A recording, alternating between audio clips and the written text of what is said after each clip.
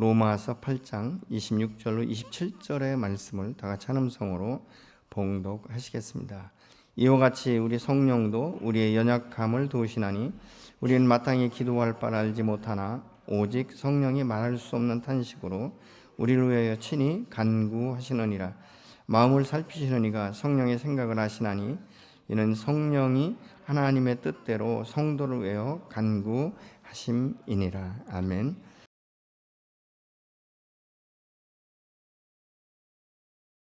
할렐루야. 반갑습니다. 우리 옆에 계신 분 다시 한번 인사 나눌 때 사랑합니다, 축복합니다 인사 나누십시다.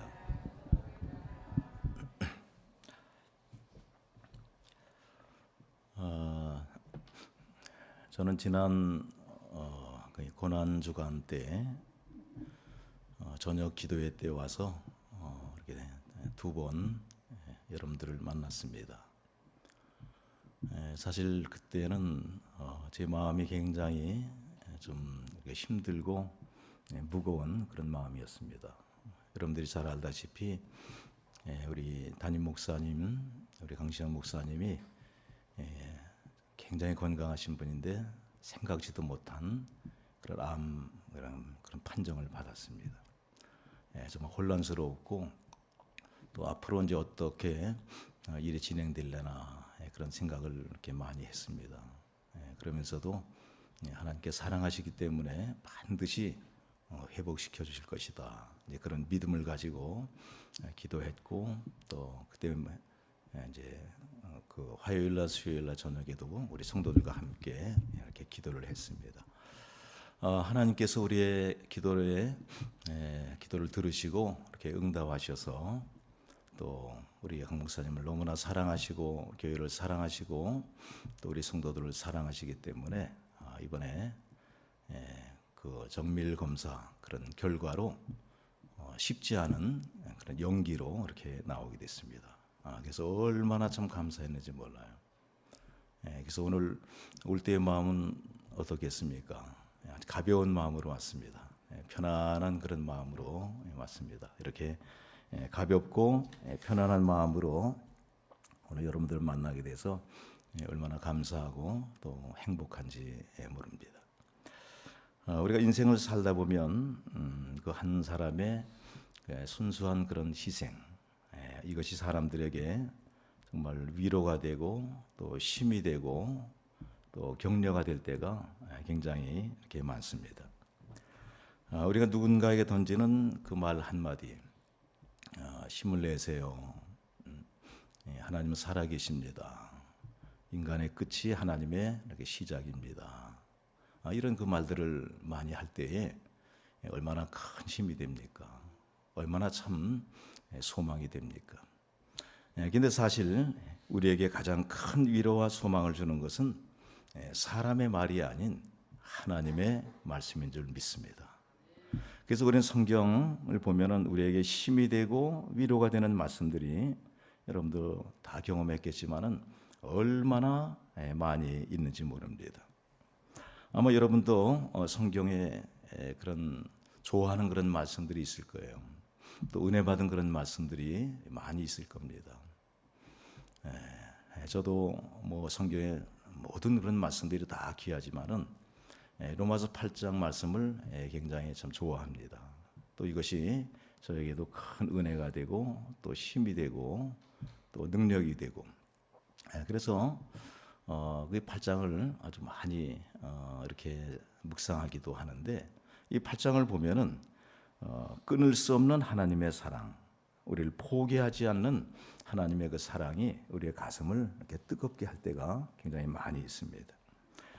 저는 오늘 이 8장 말씀 가운데 26절로 27절 말씀을 가지고 함께 은혜를 나누고자 합니다.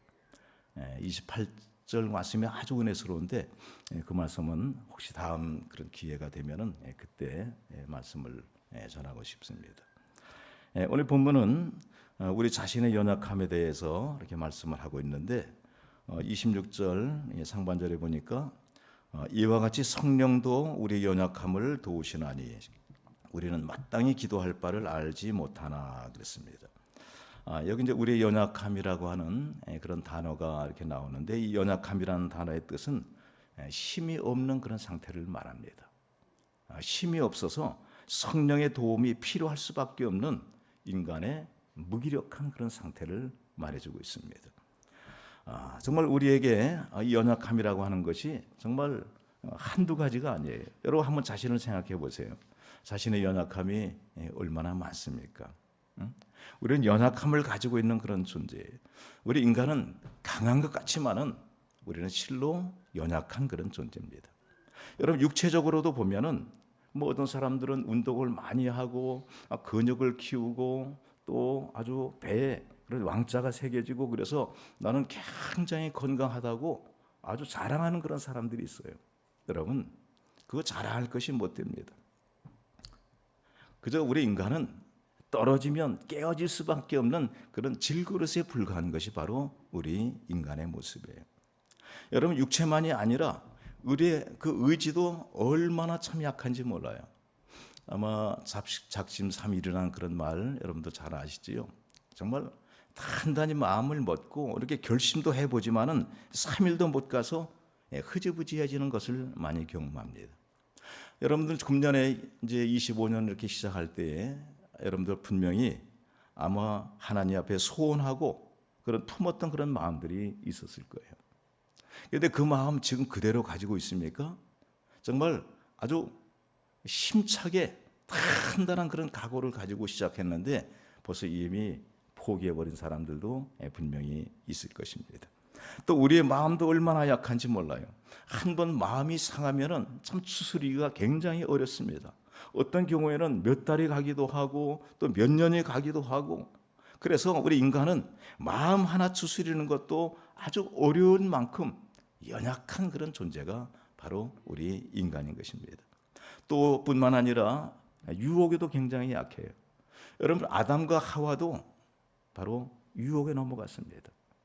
하나님의 마음에 합한 자였던 다윗도 그 유혹 앞에 넘어졌습니다. 오늘 우리가 사는 이 세상 얼마나 많은 유혹들이 있는지 몰라요. 이성의 유혹이 있고 물질의 유혹이 있고 명예의 유혹이 있고 권력의 유혹이 있고, 정말 이런 유혹을 따지자면은 이루 말할 수 없이 많이 있는데 그 유혹 앞에 얼마나 많은 사람들이 쉽게 넘어가고 있습니까? 뿐만 아니라 우리는 영적으로도 참 연약한 존재입니다. 분명히 내가 예수 믿고 거듭났고 죄와 사망의 법에서 해방되었음에도 불구하고 우리 안에는 여전히 영적인 그런 연약함이 있습니다. 그래서 오늘 본문이 말하고 있는 우리의 연약함이 무엇입니까? 문맥을 쭉 보면은 본문이 말하고 있는 우리의 연약함은 바로 영적인 연약함을 이야기해 주고 있습니다. 자, 이것이 우리의 영적인 연약함인데 여기 보면 마땅히 기도할 바를 알지 못하나 그랬어요. 마땅히 기도할 바를 알지 못한다. 이것이 연약함입니다. 그러면 마땅히 기도할 바를 알지 못한다는 것은 구체적으로 무엇을 의미하고 있습니까? 그것은 27절의 말씀처럼 하나님의 뜻대로 기도하지 못하는 것을 말하는 것입니다. 27절 같이 한번 읽어보죠. 이는 성령이 하나님의 뜻대로 성도를 위하여 간구하심이니라. 이것이 영적인 연약함이에요. 하나님의 뜻대로 기도해야 되는데 우리는 죄성이 가득하기 때문에 하나님의 뜻대로 기도하기가 참 어렵습니다. 그래서 성령께서 우리가 하나님의 뜻대로 기도를 할 수 있도록 성령께서 우리를 도와주시는 거예요. 여러분, 영적인 연약함이 뭡니까? 신앙 경력이 짧은 것입니까? 아니면 교회 다니면서 직분받지 못하고 평신도로 살아가는 것입니까? 그것이 영적인 연약함이 아니라 내가 하나님의 뜻을 알지 못하는 것, 이것이 바로 영적인 연약함입니다. 여러분, 사도 바울은 우리의 연약함을 이야기하면서 왜 기도를 여기 언급하고 있습니까? 그런가? 이것은 우리가 약할 때 가장 큰 영향을 받는 것이 바로 이 기도이기 때문입니다.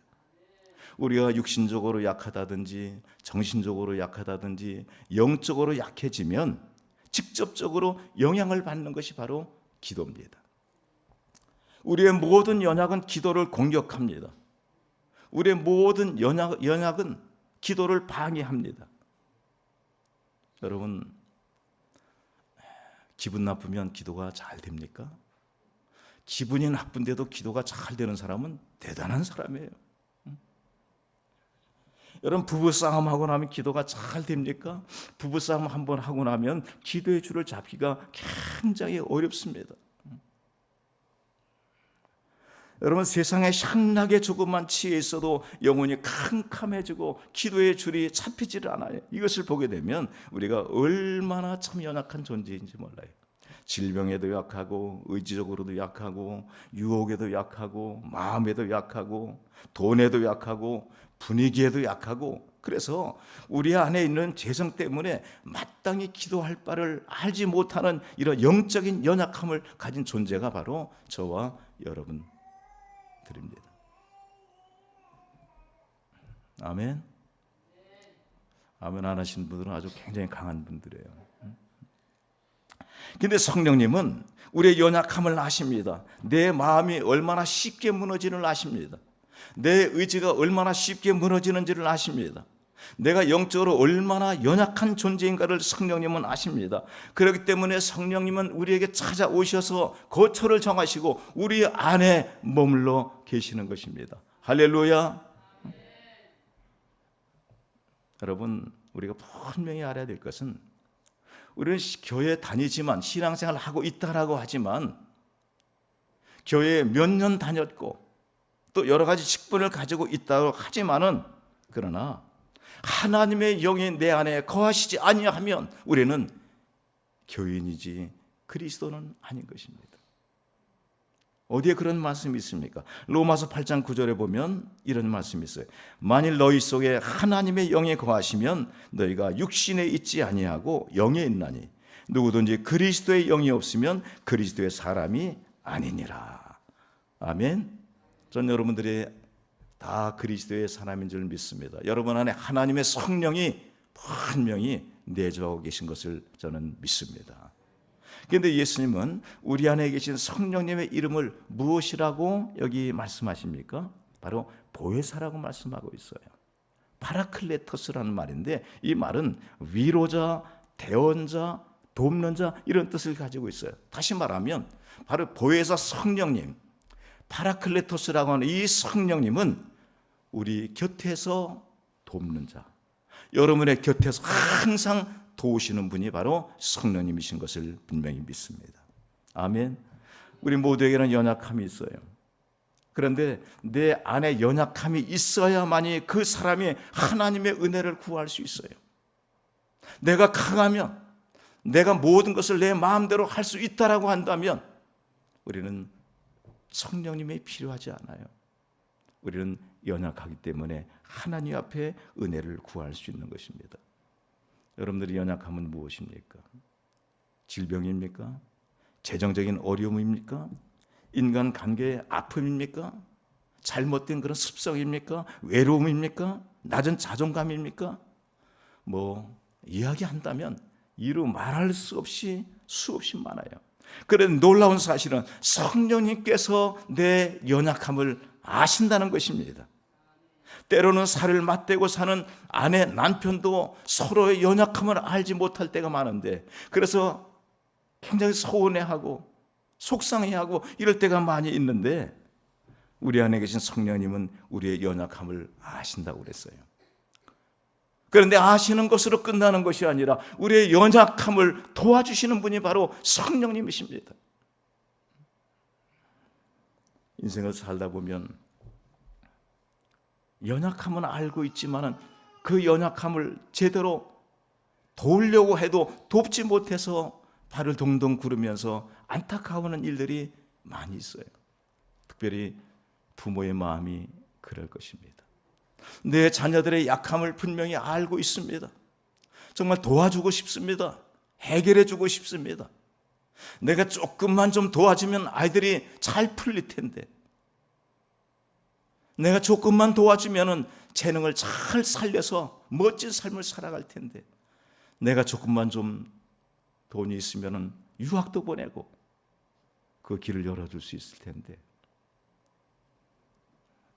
내가 연약함이 있기 때문에, 내가 부족함이 있기 때문에 안타까워하면서도 도와주지 못하는 이런 일들이 얼마나 많이 있습니까?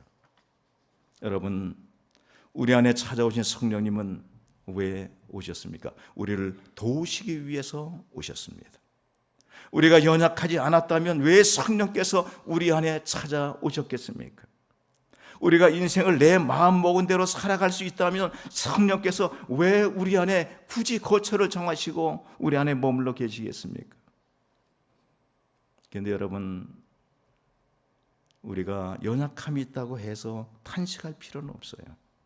어쩌면 우리 안에 있는 이런 연약함 때문에 우리는 오히려 하나님 앞에 더 감사할 수 있는 것입니다. 그래서 고린도후서 12장 9절에 보면 바울은 나의 여러 약한 것들에 대해서 자랑한다라고 그렇게 말씀하고 있어요. 그 이유는 우리의 연약함이 성령을 우리에게 머물게 하는 조건이 되기 때문에 그렇습니다. 우리의 연약함은 우리로 하여금 실패케 하는 것이 아니라 우리 안에는 연약함은 하나님을 잘 섬기지 못하게 하는 그런 장애물이 아니라 우리의 연약함이 하나님 앞에서 우리를 더 겸손하게 만들고 하나님의 얼굴을 구하게 만들고 하나님 앞에서 무릎 꿇게 만들고 하나님의 일하심을 경험하게 만드는 것이 바로 우리의 연약함인 줄 믿습니다. 자, 그러면 우리를 도우시는 성령님은 어떤 분이십니까? 8장 11절에 보면 같이 읽어보죠.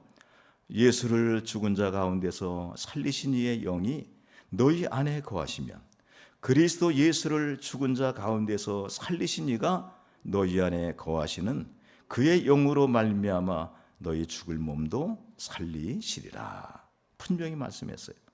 자, 성령님은 어떤 분이라서요? 예수를 죽은 자 가운데서 살리신 분입니다. 아멘. 예수님이 십자가에 달려 죽으시고 무덤에 있을 때에 그 무덤 속에 있는 그 예수님을 살리신 분이 누구라고 그랬어요? 바로 성령님이라고 그랬어요. 우리의 육체의 죽을 몸도 다시 살리시는 분이 누구십니까? 성령님이라고 그랬어요. 성령님은 전능하신 분이에요. 여러분, 이 세상에 가장 큰 능력이 뭐겠어요? 사람마다 달리 생각하는 것이 있겠지만은 죽은 자를 살리는 것이 가장 큰 능력이에요.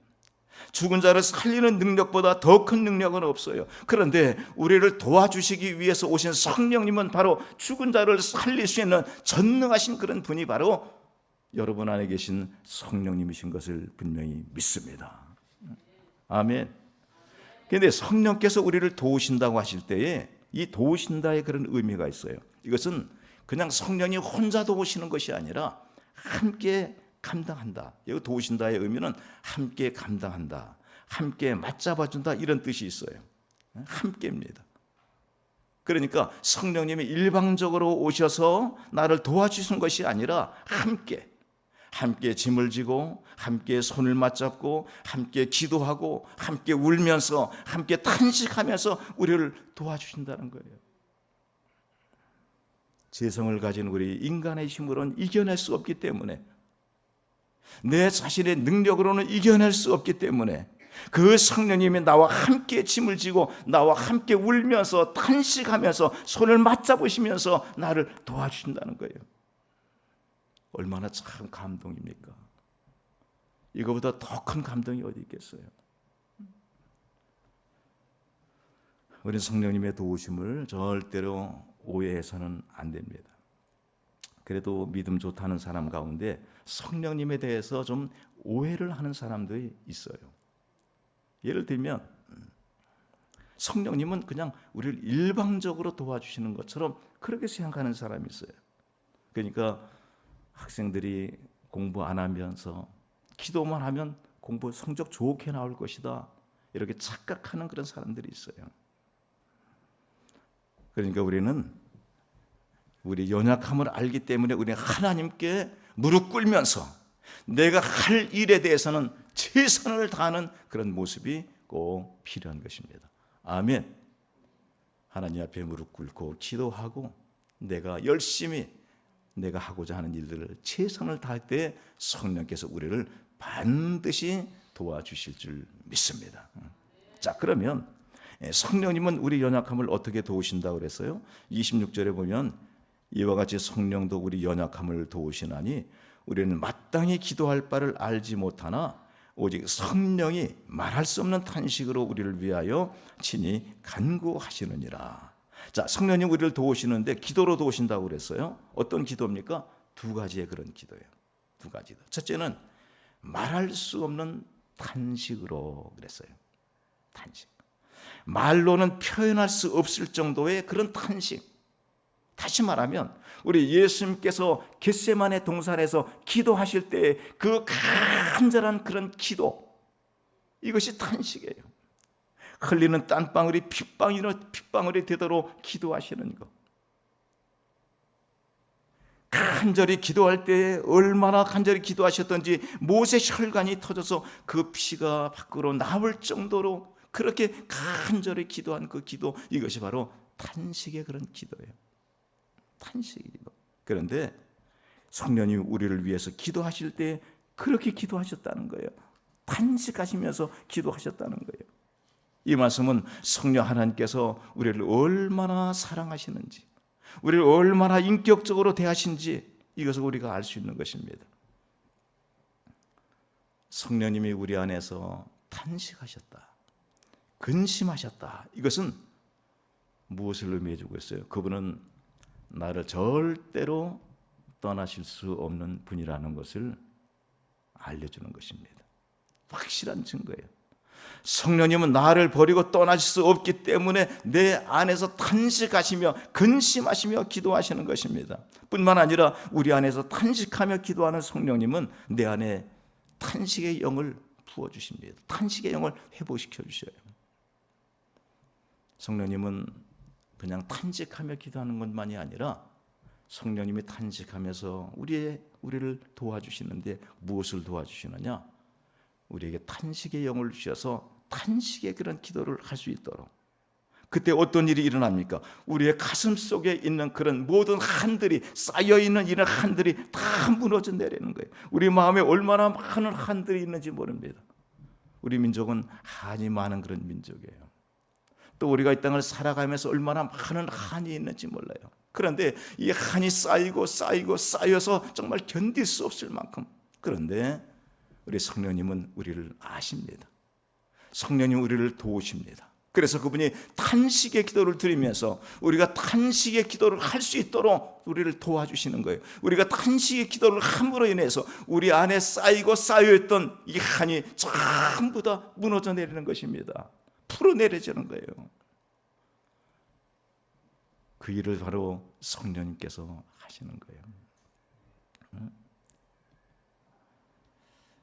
두 번째는 하나님의 뜻대로 간구하심으로 우리를 도우신다고 그랬어요. 우리 27절을 보면 마음을 살피시는 이가 성령의 생각을 아시나니 이는 성령이 하나님의 뜻대로 성도를 위하여 간구하심이라. 우리는 우리 안에 있는 죄성 때문에 하나님의 뜻을 알지 못할 때가 많이 있어요. 그래서 마땅히 기도할 바를 알지 못하고 기도할 때가 있어요. 그러나 우리의 성령님은 하나님의 뜻대로 기도하셔요. 하나님의 뜻이 무엇인지를 가장 잘 아시는 분이 바로 성령님이십니다. 아버지의 관심이 어떤 것인지 너무나 잘 알고 계셔요. 그래서 우리를 위하여 기도하실 때에 우리의 소원을 위해서 기도하시는 것이 아니라 우리의 야망을 위해서, 우리의 욕심을 위해서 기도하시는 것이 아니라 성령님은 반드시 하나님의 뜻을 따라 기도하십니다. 여러분들을 향하신 하나님의 뜻이 무엇인지를 성령님은 다 아시기 때문에 여러분들을 기도로 도우실 때에 여러분들이 하나님의 뜻을 따라 기도하기를 도와주시는 것입니다. 전에는 내 육신을 위해서, 내 욕심을 위해서, 야망을 위해서 기도했다면 이제는 성령님이 도와주셔서 하나님의 뜻을 따라서 기도할 수 있도록 도와주시는 거예요. 이게 얼마나 참 우리에게 감사한 일입니까? 얼마나 큰 축복이에요. 왜 성령님은 기도하심으로 우리를 도와주십니까? 그것은 기도만이 하나님의 은혜와 능력의 통로가 되기 때문에 기도로서 우리를 도와주시는 것입니다. 기도 없이 주어지는 축복은 진정한 축복이 아닙니다. 하나님의 일하심의 방식은 언제나 기도를 통해서 일하셨습니다. 하나님께서 사용하시는 사람은 어떤 사람입니까? 제일 먼저는 비전을 가지고 있는 사람입니다. 그리고 두 번째는 그 비전을 위해서 기도하는 사람입니다. 그리고 세 번째는 기도하면서 순종하는 사람입니다. 아멘. 이것이 하나님께서 쓰시는 사람의 그런 모습이에요. 저는 우리 생수교회에 속한 모든 지체들이 다 하나님의 비전을 가지시기 바랍니다. 그리고 그 비전을 이루기 위해서 먼저 하나님 앞에 무릎 꿇고 엎드리시기 바랍니다. 그리고 무릎 꿇고 엎드렸다면 하나님께서 지시하시는 대로 그대로 순종할 수 있기를 바랍니다. 그래도 하나님께서 여러분들을 멋지게 사용하실 것입니다. 여러분, 우리는 정말 연약한 자들이에요. 우리의 마음이, 우리의 의지가 또 얼마나 약한지 몰라요. 유혹에도 얼마나 약한지 몰라요. 질병에도 마찬가지고 또 영적으로도 기도할 바를 알지 못하는 연약한 존재들입니다. 그러나 여러분, 혹시 이런 연약함 때문에 괴로워하지 마시기 바랍니다. 실망하거나 처절하지 마시기 바랍니다. 성경을 보면 하나님은 한 번도 한 인간의 연약함을 나무라신 적이 없습니다. 하나님은 여러분이 얼마나 연약한 존재인지 아십니다. 그래서 성령님을 우리 가운데 보내주신 거예요. 우리 안에 거처를 정하시고 우리 안에 머물러 계시는 것입니다. 성령도 우리 연약함을 도우시나니, 여기 도우시나니 이 말을 우리가 묵상해 보면 이것은 지금, 이게 현재형이기 때문에 지금, 바로 지금이 중요한 거예요. 과거가 아닙니다. 물론 과거에도 도우셨어요. 또 우리 미래에도 성령님은 우리를 도우실 것입니다. 그러나 지금 이 순간, 현재 성령님은 우리를 도와주십니다. 할렐루야. 지금도 하나님 성령께서 여러분의 마음을 아셔요. 여러분의 지금 어떤 상황에 처해 있는지, 어떤 환경에 처해 있는지, 여러분들에게 지금 가장 필요한 것이 무엇인지 성령님은 아십니다. 아시는 것으로 끝나는 것이 아니라 성령님은 도와주십니다. 언제? 지금 이 시간, 현재 이 시간 성령께서 여러분들의 마음에 감동을 주실 거예요. 깨달음을 주실 거예요. 이 사실이 믿어진다면 우리는 가장 큰 축복을 받은 그런 사람들입니다. 이 세상에 어느 누가 나처럼 연약하고 허물 많고 부족한 우리를 위해서 말할 수 없는 탄식으로 기도해 주는 사람이 누가 있겠습니까? 아무리 부모라 할지라도, 아무리 같은 아주 가까운 그런 친구라 할지라도 어떻게 비교할 수가 있겠습니까? 이 세상에 누가 내가 울 때 함께 울어주고, 내가 괴로워할 때 함께 괴로워해주고, 내가 아파할 때 함께 아파하면서 내 손을 마주 잡고 나를 위해서 기도해주는 사람, 탄식하면서 기도해주는 그런 사람이 이 세상에 어디 있겠어요? 오직 성령님 한 분밖에 없는 것을 믿으시 바랍니다. 아멘. 정말 이 사실이 믿어진다면, 정말 이 사실이 여러분 가운데 이것이 믿어진다면 우리는 절대로 살아가면서 실망할 수 없습니다. 이 사실이 믿어진다면 누구도 인생을 실족할 수 없습니다. 그리고 이 사실이 믿어진다면 우리는 주님 앞에 무릎 꿇어야 될 것입니다. 왜 그렇습니까?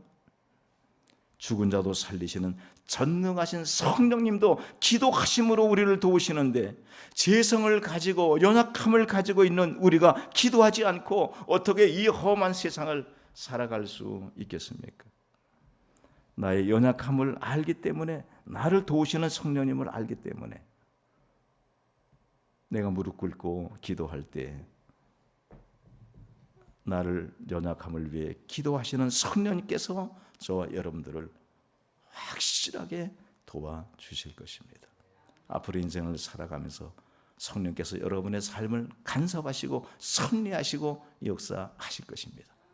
여러분들은 항상 지켜주실 뿐만 아니라 가장 좋은 길로 인도해 주실 뿐만 아니라 여러분 필요의 모든 것들을 채워주실 뿐만 아니라 여러분들 하여금 주님과 함께 동행하며 성령케 하시는 분이 바로 성령님이신 줄 믿습니다. 이와 같은 삶을 우리 생수교회 모든 지체들에게 있기를 주의 이름으로 축원합니다. 축원합니다.